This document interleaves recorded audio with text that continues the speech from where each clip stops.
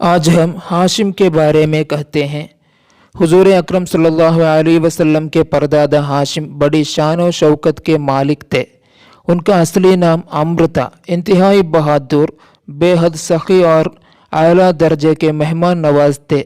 ایک سال عرب میں بہت سخت قحط پڑ گیا اور لوگ دانے دانے کو محتاج ہو گئے، تو یہ ملک شام سے خشک روٹیاں خرید کر حج کے دنوں میں مکہ پہنچے اور روٹیوں کا چورا کر کے اونٹ کے گوشت کے شوربے میں شرید بنا کر تمام حاجیوں کو خوب پیٹ بھر کر کھلایا۔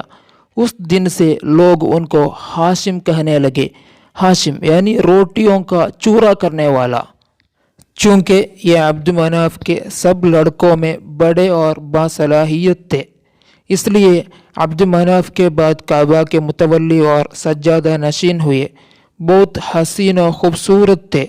جب حسن شعور کو پہنچے تو ان کے شادی مدینہ میں قبیلہ خزرج کے ایک سردار عمرو کی صاحبزادی سے ہوئی، جن کا نام سلمہ تھا، اور ان کے صاحبزادے عبد المطلب مدینہ ہی میں پیدا ہوئے۔